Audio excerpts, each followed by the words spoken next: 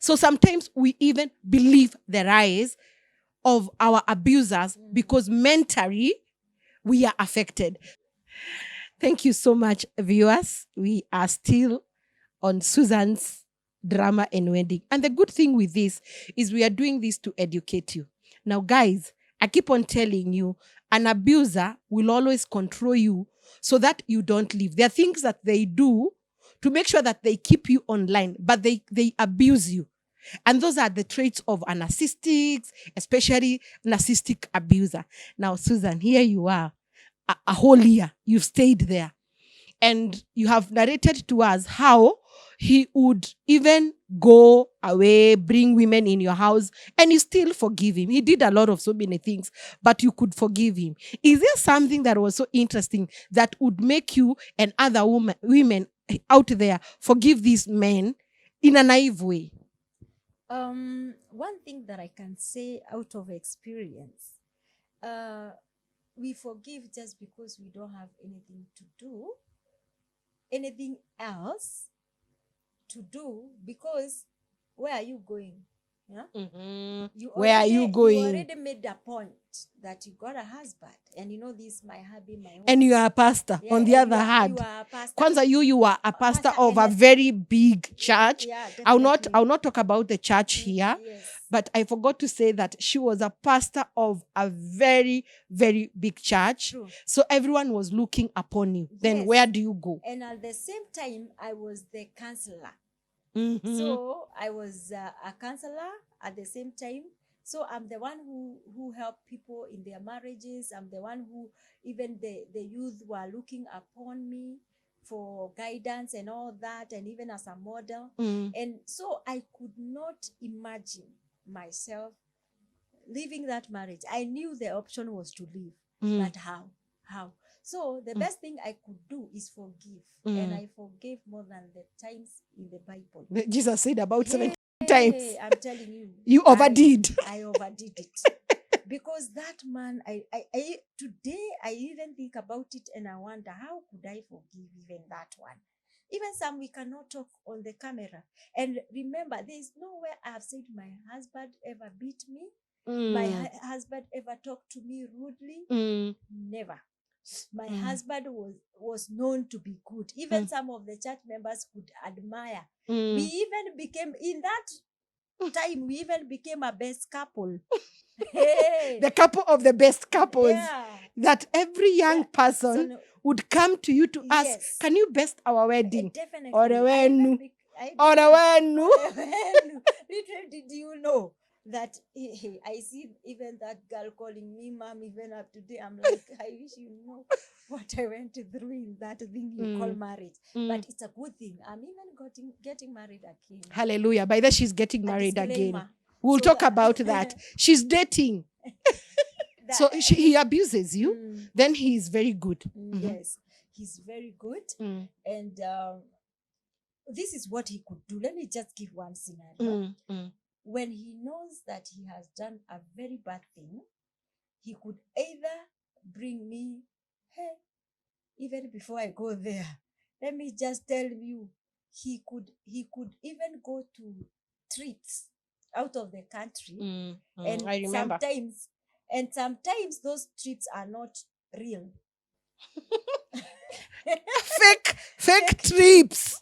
And I remember one time I met with him in town, and he still convinced me that, when we went to Brazil, now we have a meeting at Serena, so and I have the crew with me, so I can come Allow home. me to say something. In most cases, sometimes when women are abused, especially mentally, they become dependent with the abuser until, what mental illness, they become mentally ill. What mental illness does, it changes the way you think and behavior. So sometimes we even believe the lies of our abusers because mentally we are affected. So he goes on a trip, a fake trip. Pastor Sue finds him in Nairobi. Yes. And he's supposed to be in Brazil. And you still believe he's in Brazil. Yeah. He came in few. He has just landed. He landed and he was picking something there. And he convinces me and I agree. and I forgive with him. all your degree. Yeah. Even a higher diploma. You remember we had done a diploma first, then degree. We were learned, but even with that Education. we still fall into the trap of abusers. Listen to me. So when what he could do now, because I know he went to Brazil, then from that trip was like after that he doesn't come home, so he goes to another. He tells me now I'm in Ethiopia. What he will do, I don't know where he could buy those clothes. He will bring me an Ethiopian dress. I even have photos. I still remember the Ethiopian dress. I still remember. Definitely. I have the Ethiopian dresses. I have gifts. So he could shower me with gifts. Then I forget that we met. Interesting. You forget that he had lied. Yes. And then again, another time he could do something wrong like that. He could get me into the car. We drop at a supermarket. He shops. Then that car will land at my mother's home. So at home, nobody knew that I was going through, and I could not tell them because they knew their wonderful son-in-law. How could I even spoil for him? And actually, your parents would look like you are the bad one. Yeah, because even when I imagine left. you are abused today, and I like telling my viewers, you are abused today. He puts you in his car. He shops even for your mother. The pickup gets to your mother's door. And what can you tell your mother that you want to leave? That you are even abused? Yeah, definitely. You can't even talk about the abuse. And the other thing he did, he had made he had made friendship with my sisters. Even after he has done so much to me, they were good friends with my sister. So when they go there, they think they meet, they think that we are doing well. So I was suffering in the inside. Remember, I am a church minister, so there's nobody I can share with in church because they know me as a respected person. So you are a counselor? Yeah, I'm a counselor. So how will I counsel others? And yet they know I am going through. So I could hide a lot in my heart. And so there was a wood that was developing, and that's why we say that the wood in the heart that we call trauma is even more painful than the physical wound. Sure. Because this other one, somebody can see it and even encourage you, nurse you, you can even tie it and all that. But now the wound in the heart, it's only the abused that can feel it, can feel the pain. And that's why we are encouraging people, Dr. Becky, to speak out. And today, and we're in the month of May. For me, even if I have a boyfriend and he does wrong, I shout it even on Facebook. Thank God for these things that came like Facebook. Speak it. Let people encourage you there. They won't know it is you, but don't keep quiet. And you see, I like what you're saying. And let's tell our viewers that other trait of an abuser is that they'll make sure that they befriend people who are around you, such that you cannot go to defend yourself. And actually, your friends, your family, and the way you're saying, you have the wood, no one can see.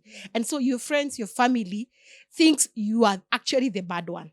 True. Because to them, he presents, narcissists will always present to be very good. They are charisma in front of people. They are charming, and they'll talk good, even talk good about you. Sure. And so people will question, and unless Pastor Sue has a problem, he has such a good man. So Susan, how now did you decide, with all this drama, to call it quits? And what motivated you with all everyone surrounding you, the church, the family, not believing you, people like us? I don't know whether I was encouraging you to leave. I don't know what I was doing in that. What made you leave? Okay, well, what happened, first of all, when he realized that this thing he's doing to me is very bad, and he has too many women. And I think within him, he knew this marriage cannot work. He wrote me a message. I think we were with you, Becky. I showed you that message in school. We were in school. And so he sent me a message telling me that you have been the best wife ever, but I have done you very wrong things. And because of that, I don't see a reason of living. So I am going to end my life. And then I showed Becky, and Becky told me, wait a minute, you don't just take it for granted. You go to the police and report. You remember that's how you advised. For me, I felt, hii ni kutupima. But it was not kupima. So me, I left school and I went to the police station. And when I was in the police station, when I was writing the OB, that is when I was called by a number of a neighbor. And that neighbor was telling, the number of the mother, my mother-in-law, that then. So my mother-in-law, I wondered, why is she calling me? And because I had knew about what he kept on saying. And okay, before even he did that, he had written on Facebook, Oh yeah, rest in peace, so and so. So everybody was calling me, asking me who has died. And I'm like, I don't even know, because I was not on Facebook. We were in class. And so I had nothing to explain, but that's how we saw it was serious. I went to the police station.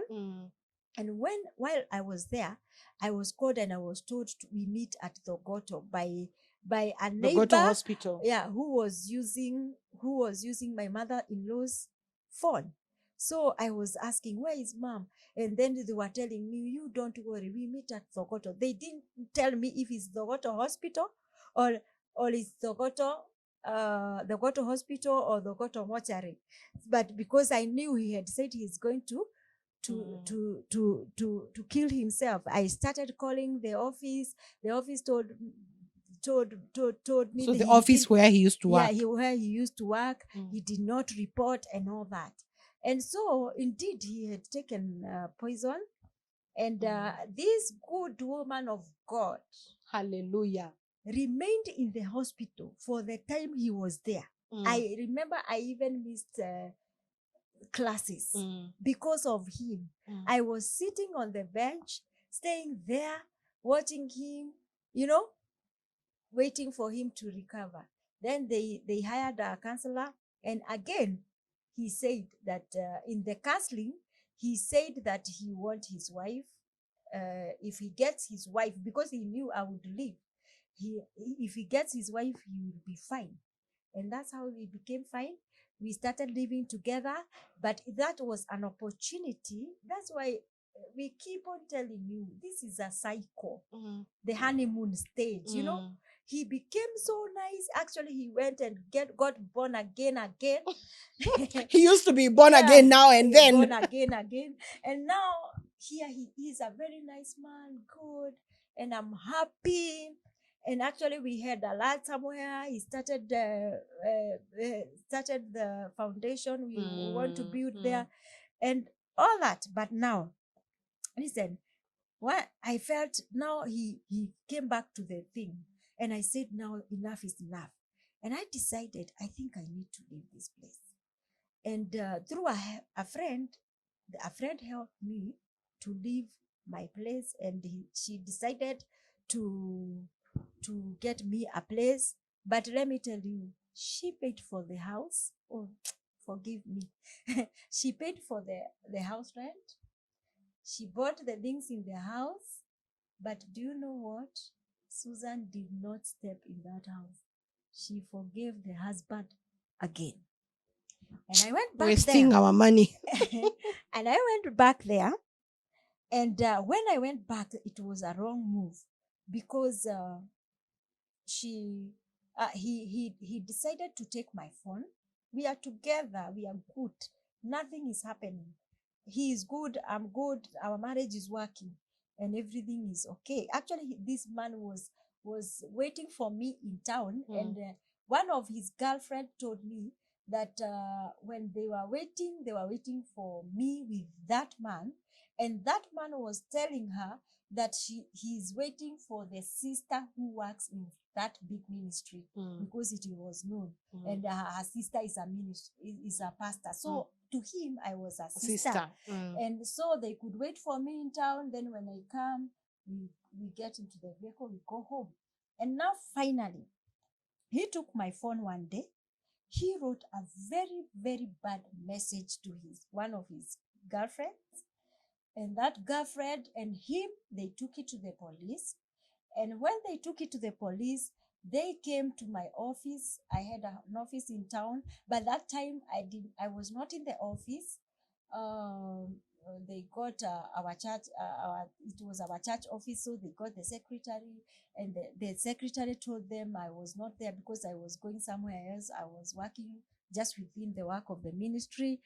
And this is my husband bringing policemen to come and arrest me with a girlfriend. You can imagine. And finally, I'm the one who took myself to the police station because they kept on nagging me, stalking me. They want to following me wherever I am and all that, sending me returning messages. So I decided to take myself to Central Police. And when I went there, that's where I knew who my husband was. And I was told they had done the deal in the pub. They had paid money for me to be harassed with that woman so that I can live their life. So the policemen are the one who canceled me and told me, girl, you are a pastor, we don't care. You have a marriage certificate, that's a paper. You better go to your parents' home. Because if this man did not decide to take you to police, what if he decided to pay the thugs to kill you? You, if you want to die, remain with this man. If you want your peace, go home. That day, I left with how I was until today. Until today. There was no negotiations. There was no nothing. That was the end of my marriage. The other things were sorted later.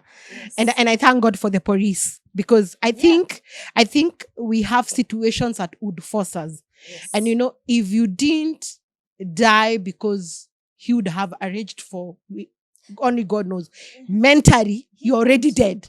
Let me put it clear. We cannot talk all the details, but I remember one time. We'll come back and talk about that. So we are coming back and we'll talk about that. Yes.